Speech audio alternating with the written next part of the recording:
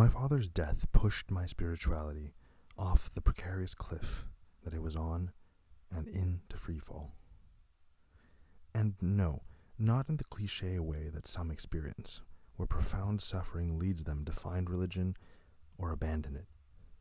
For me, it was more about Papa's suffering and how it was framed with religious platitudes, and how he continued to be burdened by some measure of afterlife anxiety, despite the consolation of kind, well-meaning priests who showed him mercy and compassion while upholding the very same theological framework that created these fears in the first place.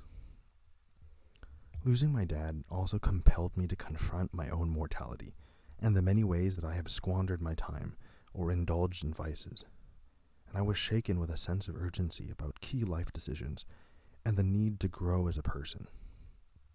In some ways, religion has helped me in these pursuits, and in many other ways, it has been neutral and even harmful.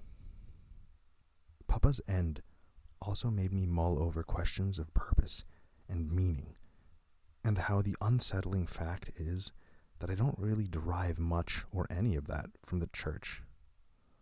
Most of my religiousness is born out of habit and fear.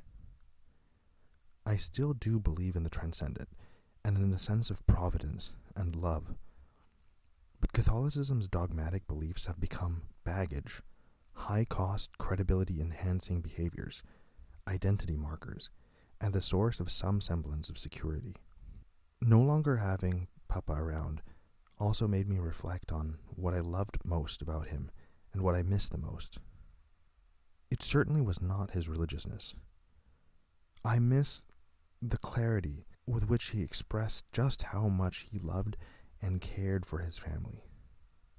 It was his taste in music, his enthusiasm for beauty in art and nature, his sometimes absurdly enthusiastic enjoyment of food and its various flavors, his fondness for ice cream, his generosity of spirit. It doesn't matter how imperfect he was. I cannot imagine how someone like that could fear the possibility of hell. I don't understand how he could have been unworthy of paradise, regardless of his beliefs, or his practices, or his faults. I resent what religion sometimes turned him into while he was alive, and how it worked against his best emotional and ethical instincts. I'm bitter for how theological abstractions undermined his inner peace in his dying days.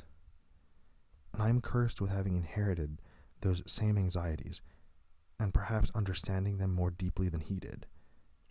But I'm also fortunate to have the tools and a community to help me deconstruct these toxic elements of religious practice.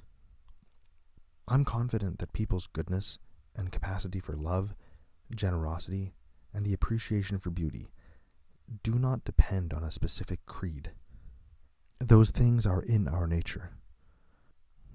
Religion is merely a tool that can create an environment where these things flourish, but practically it functions more as a source of social cohesion within a culture or geographical region.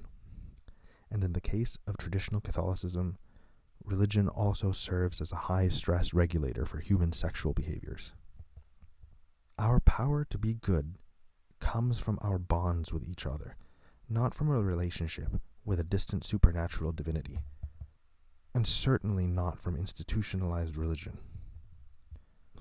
While I still leave the door open for the supernatural, losing Papa made me realize that it was his love and his presence and his perfectly imperfect self that were most real to me. Theological abstractions about the cosmos aren't. They just feel like an invisible boulder being dangled above me, with a looming threat that it could crush me at any moment if I make the wrong moves or believe the wrong things. To love and live the real, than to be governed by the seemingly unreal, just strikes me as the sensible way forward.